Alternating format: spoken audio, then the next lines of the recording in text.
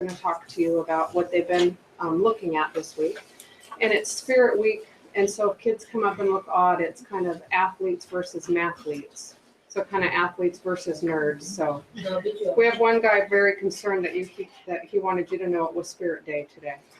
Got it. I am all about Spirit Day. So, and if you want to, I'm happy to do a little tutorial at looking at how to track bills. I don't know, did the students get an opportunity to use the legislative website for the bill histories? Well, we looked, and it looked like our bill had a lot of action on February 17th last week. And so they printed all the action that had happened on the bill, but the kids didn't really understand it. Okay. And remind me what the bill number is? 1333 House Bill. Okay. And that's the AP bill, is that right? Yeah. Got it. All right. Well, do you want to just do mostly Q&A today, or do you want to save a few minutes for me to sort of walk through how to understand what you find on the bill page? How about if you do a walkthrough first? Yeah. Okay. A mini lesson, and then open it up for questions. Okay, that sounds good. So I'll take about 5 to 10 minutes, and you know, they will be taking notes during this. Okay, great. I've been looking for a good diagram on how a bill becomes a law, and I was having a hard time finding something that I thought was pretty straightforward. But David and I found this morning a pretty nice visual. I'm a very visual person, and this stuff can get very complicated very quickly, but I found this resource that I think might be useful. So I'll just spend a few minutes walking through this. And then if students have questions about this, they can feel free. And then we'll just jump into the bill tracking piece. Does that sound good? Sounds good. Okay. So if we see something like this, it's most likely on her screen. Okay. Okay. So we are going to pull up the PDF of how a bill becomes a law, the basics. And again, I was looking for a sort of like one-page flow chart, but we'll just go through this because it's helpful. And you guys can feel free to look at this in more depth, but I just wanted to walk through some of the diagrams. So if we scroll down, keep scrolling. This is a very abridged version, but you'll see here it says 1 out of every 7 bills introduced becomes a law. So I think somebody asked me last week, I could be wrong, you know, what percentage of the bills that I work on end up going all the way through.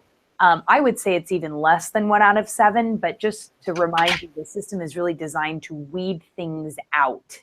So a very small percentage. And the students could probably do the math, 1 divided by 7, what percentage that is. But right, it's about 15%, I think. So if we keep going. So here is the kind of the first step. It's drafting. Can you guys see that pictorial okay? The one drafting? Yeah. Okay. It's small, but we can still see it. Could you please zoom in? Can't really read it. Yeah. Is there a way to enlarge it at all? Not really. Okay. Well, I'll just sort of walk through it.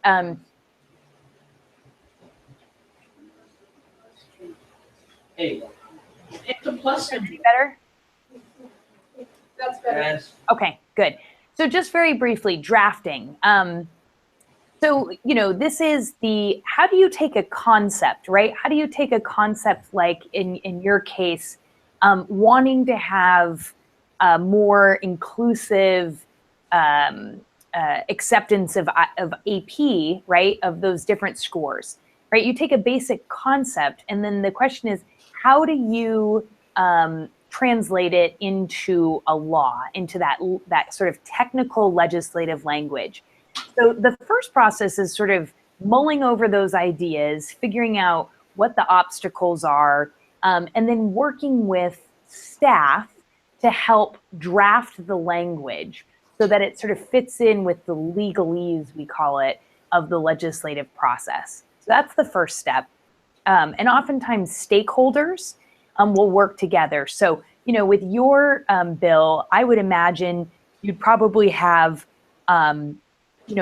associations that represent the different colleges, whether they're 4-year or the community colleges, work with, a bunch of other folks to sort of see how they solve the problem.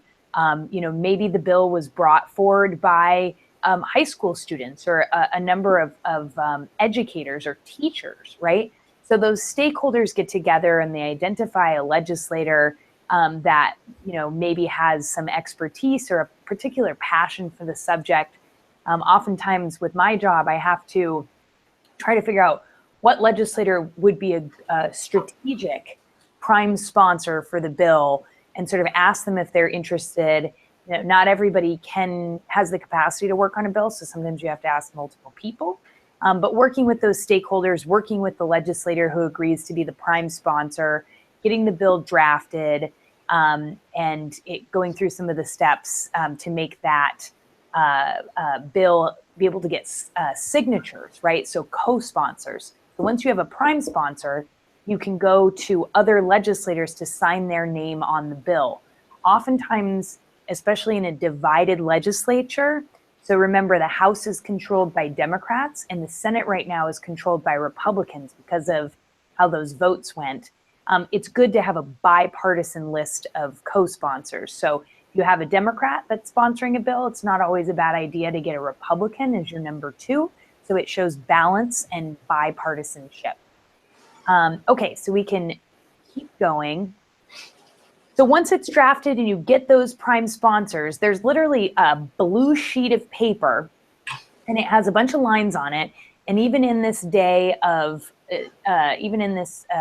time of digital everything, as a lobbyist, I still have to walk around this sheet of paper that has the bill language attached to the back of it and get people's physical signatures, get legislators' physical signatures to be co-sponsors of the bill. So once I have my list, anywhere from a couple to 25 of those sponsors, I take that pink or blue sheet, blue if it's in the House, pink if it's in the Senate, and I drop it into what's called the hopper, which is where it's called the code revisor's office assigns it a bill number, and it technically becomes a bill that's been introduced. So it goes from a draft bill to a bill that's been introduced by getting those co-sponsors and dropping it into the hopper.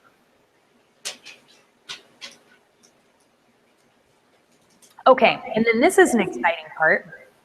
So as you can see here, once the bill is introduced, it gets assigned to a particular committee that has to do with the subject matter. So at the beginning of the legislative session, they decide what the committees are going to be.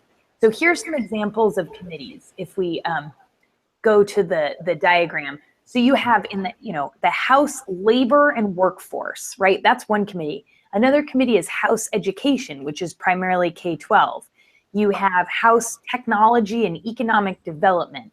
You have House Transportation, right? And then the Senate has similar committees. They sometimes change year to year, but usually the general topics are the same. So the bill will be assigned to a particular committee, a policy committee usually. So in your case, do you guys remember what bill or what committee your bill was assigned to? I have the paper right here. Higher education. Oh yeah, it says higher education. Higher education, great. Thanks for checking that out, right? So your bill, that's a pretty clear one, right? If there's a higher education committee, your bill would fit very nicely in that policy committee. So the bill gets assigned a committee.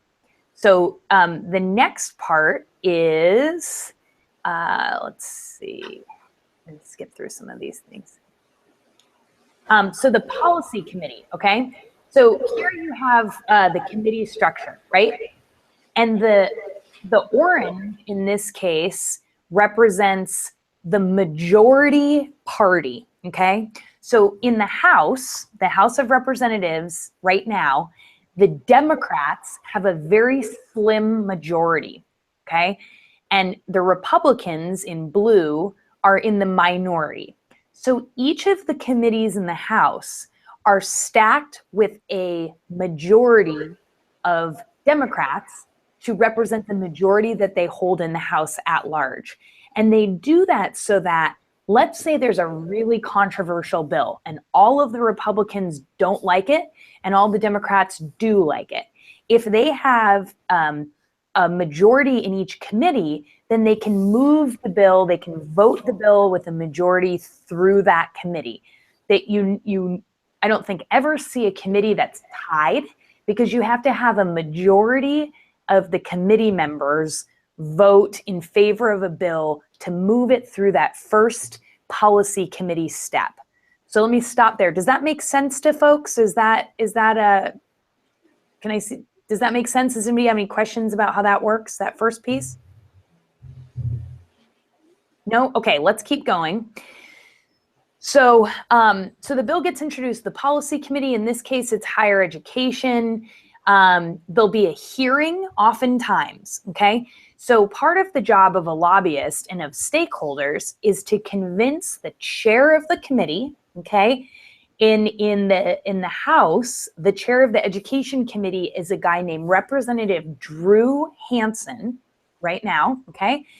And so if, you know, for this bill, you'd want to do work, the prime sponsor, the stakeholders, will work with the chair to try to get the chair to hold a hearing on the bill. If the chair absolutely hates the bill, they may not hold a hearing. And there's a lot of bills that are introduced that actually don't even get a hearing in the policy committee in which the bill is introduced. If it's some totally wacky idea that the chair doesn't like, then sometimes they won't even get it a hearing. Oftentimes the bill will get a hearing though. And what happens at the hearing is it's an opportunity for the prime sponsor, so the head legislator on the bill, and the stakeholders to testify in support of the bill. It's also an opportunity for the opposition or people with concerns about the policy to voice their opinions as well. And when we go to the bill tracking page in just a minute, I'm going to actually show you how to watch the hearings on your bill so you can see who testified in support, so you can see what the different stakeholders are, and then see if anybody had any concerns or see if folks requested that the bills be altered in any way. So after the bill has a hearing, it can be passed out of committee. What they'll do is the committee will caucus on the bill. So all the Republicans will, in the committee, right, will get together, that small group, and then all the Democrats will get together in that small group, and they'll decide which bills they want to move out of committee. Sometimes they'll amend a bill. So let's say, you know, for your bill, I'm just throwing this out there. Let's say they heard from stakeholders, well, we'd really like to do this, but we think we need an extra couple of years to make sure all of the different high schools and colleges can get their systems aligned right. So we like the bill, but let's change the effective date to maybe 2 years farther out, right? That would be an example of an amendment that someone could make to your bill. And maybe that amendment helps get more people, more of those committee members to vote yes. So they could offer amendment. The committee has to vote on that amendment. It has to be the majority of the committee. So, you know, 50.1% or 51% of the committee has to vote yes. And then they'll vote on the full bill. If it receives a majority, then it passes out of that policy committee. And we can go to the next slide. So then there's the second step. So woohoo, bill gets out of policy committee, no small feat.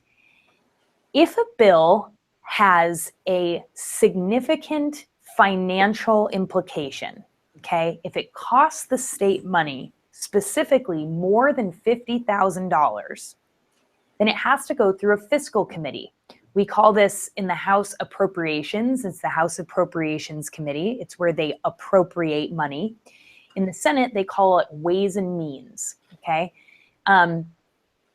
And so one thing I'm curious about is if your bill had to go to the Appropriations Committee, if it did have a fiscal note. Basically, the same process that I described in the Policy Committee happens in the Fiscal Committee, okay? The idea is that stakeholders are then supposed to talk more about the financial implications of the bill why it's a good investment, why there might be a strong return on investment. And so again, the same process, hearing, and you have to lobby the chair of the fiscal committee to get a hearing. The prime sponsor will come and speak to the bill. Stakeholders will come out, they'll give testimony. And then again, the caucuses in the fiscal committee will caucus on the bill. It can be amended, and it often is amended. And then it is voted, and if it gets a majority of the votes, it'll move out. So moving right along. Okay, we're going to do this very, very briefly. So the Rules Committee, this is one of those major places in the legislature that is designed to sort of weed out bills, okay? I don't know if you guys have learned about salmon habitat yet, or the process of how salmon work, but I often think that the legislative process is sort of like that really challenging, heroic life cycle of a salmon that has to go through all of these different processes and swim upstream and get through the dam and all of these, you know, don't get eaten by the eagle's talons or whatever. So once you get to the Rules Committee, the committee is not a standing committee that meets all the time, like, say, the Higher Education Committee is, or the Appropriations Committee. They get together in an ad hoc basis. So they just come together, usually more towards when those policy and fiscal committees are wrapping up. And the timeline for that is something we can go over at a later date. But each of the members of the Rules Committee get to pull, that's the term we use, pull bills from the Rules Committee to be eligible to go to the floor, which is a major milestone. So let's say I'm on the Rules Committee, I may get for each rules meeting 1 or 2 pulls. Those bills, once I pull them out of the Rules Committee, they can be eligible to go to the floor. So if you think about it as like a funnel, right? The top part of the funnel is wide and it gets more narrow. That's the policy and fiscal committees. The bottom part of that funnel where it's very, very narrow, that's sort of like the Rules Committee. And once those bills are pulled, they can go to the House floor. I'm not going to get into the green sheets and white sheets because it just gets a little bit complicated, but getting your bill pulled from rules is also a really important part of the process. We can keep going. So once it gets pulled from the Rules Committee, it's eligible to go to the floor calendar, which means the floor of the House, which is what we're having right now, floor action. If it gets brought up to the floor, it can be amended on the floor, just like it can be amended in the Policy Committee or in the Fiscal Committee. It can be amended on the floor. And then it gets a vote. So it has to get a majority of the members of that chamber. So in the House, it has to have at least 50 votes to pass, because there's 98 House members, so the majority is 50. In the Senate, it has to have 25 votes because there's 49 senators, so 50 is the majority. Once that happens, if it gets voted off the floor, that is huge. And then it has to do the whole process again in the other chamber, right? If you had a House bill, it has to be done in the Senate exactly the same way. Go through the Policy Committee, go through the Fiscal Committee, yes, opposite chamber. So it repeats the process.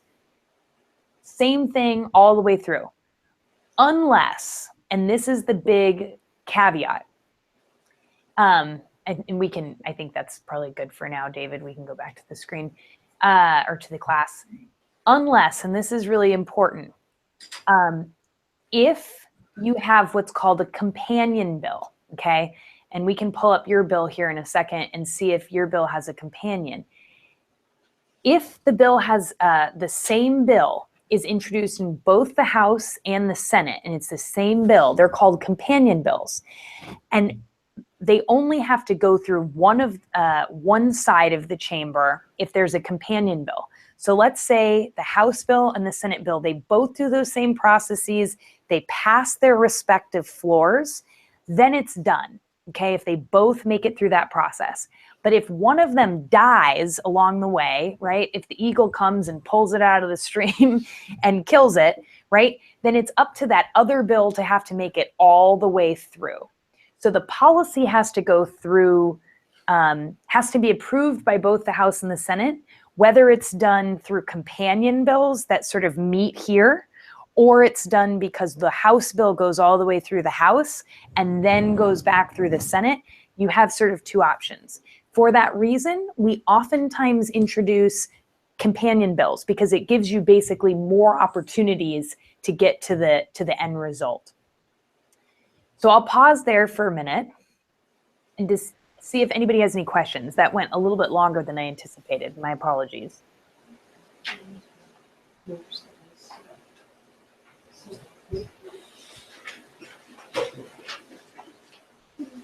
Do we want to do a brief walkthrough of the bill page, or do you want to do that later and we can do questions? Question. Okay, go ahead. You can talk about February 17th first. Do you think this is going to affect the economy? And if so, how much? Do I think your bill is going to affect the economy? Yeah. It's a really good question. I would actually ask you, do you think the bill would affect the economy? Yes. Why is that? Because then less people are going to have to go to college because they'll have college done by the time they leave high school. Right. Okay. So am I hearing you say that you think more students are going to be able to get to college and graduate because of this? Like, they'll either not have to go to college or they'll pay less for college because they already have experience. I see. Yeah, I think that's a great argument. It sort of gives you a head start if you can get those credits for college. So yeah, I think it could have a benefit to the economy for sure. Okay. And then some information that I thought might be helpful is that most colleges in Washington right now accept between 3 and 5 for the average grade. For the AP score? Yes. Yeah, absolutely. That's your question. All right. Looking at my research, I think it will affect the economy, but not that much because we would get more out-of-state graduate or high schoolers, so we can get more income for our state. But really, my question is I see why the colleges would make counter argument and they would be against this bill. But who else would actually be against this bill besides colleges, them making their money? You know, that's a really good question. I'm trying to think of who might be opposed to this bill, and I think we're going to get a definitive answer when you guys watch the testimony, because that's when you will see anybody or any interest group that is opposed to this bill. You'll know that from the hearing. So I would definitely encourage you guys this week to do that. And before we wrap up, I'll show you how to find that. You know, and this is just off the top of my head here. I haven't watched the hearing, so I couldn't tell you who is actually opposed. But, you know, if there are certain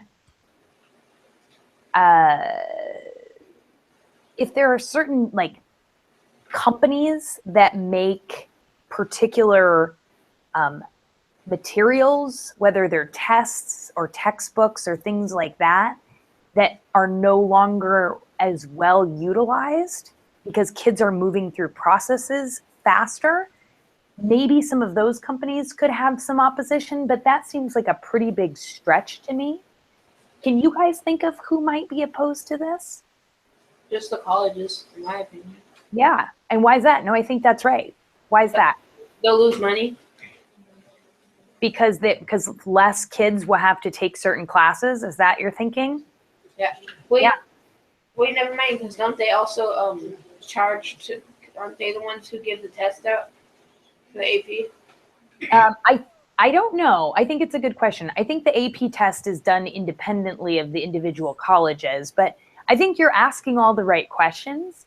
I don't have all the answers for it, but I think you'll learn a lot when you watch those hearings. I was just told that it's done by the college board, so I don't think that would affect the colleges themselves as much. But Yeah. All right.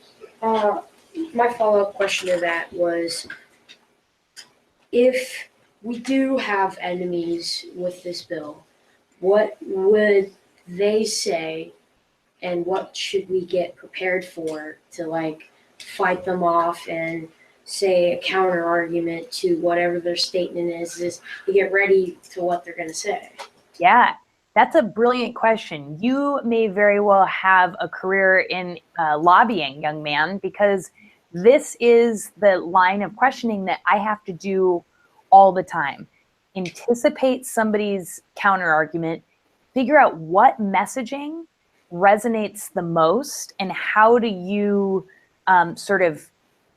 successfully neutralize the opposition. So again, I think you should hold on to that question and think about it and watch the hearing and hear about what those counter arguments are, hear about what the messaging is for why this bill is a good idea, and put together a list of like 3, what we call in the lobbying business, talking points. What are the 3 main reasons that this bill is a good idea? And then how do you address the opposition, right? And you will get those arguments very clearly when you watch the hearing. So I want you to answer your own question. And what I'm going to ask you to do is watch the hearing. And I think that will give you a lot of tools and resources to be able to come up with those talking points and how to address and sort of neutralize any opposition. Sound good? Sounds great. Great. Thank you, guys. All right, thank you. Love you.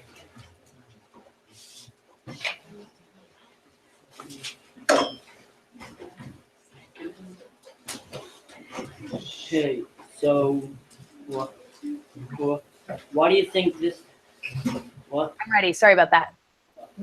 So, Introduce yourself. I'm Bradley Hera of Miss Matthews' class, and why do you think this is a good bill to pass? It's a good question. To be 100% honest with you, I'm not super familiar with the bill. If it is the case that it gives access to more students, advantages in college, whether it's the ability to get accepted, right? If having a high number on an AP test is advantageous to being accepted into college, you know, if that number were to be more inclusive. Can you guys hear me okay? Yeah. So Our class is ending right now.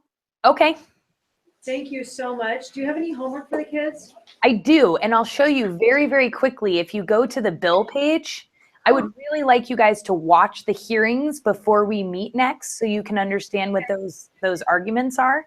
So if you, David, can just very quickly pull up the bill page. You guys quiet, please. Yeah.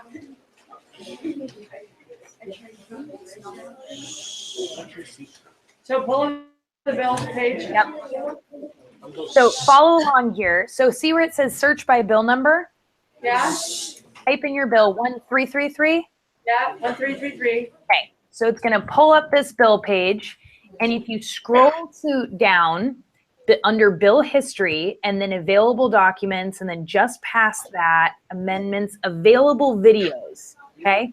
You can click on either of those, and I would say watch both. House Higher Education. Yeah, so that's the first one. The January 31st one is going to be the hearing. The February 17th is going to be the executive action where it gets voted out of committee. Just watch the first one. So if you click on that January 31st at 8 a.m., it'll bring up a televised hearing. And it looks like it says public hearing HB 1333 is first. So watch the hearing, take notes, come up with those talking points, those arguments, why this bill is a good idea. I think you'll hear a lot of that information as well as any opposition when you watch the hearing. And then I would love to have some students report back on what they find. Okay, thank you so much. Thank you guys. Thank you. Bye. Thank you.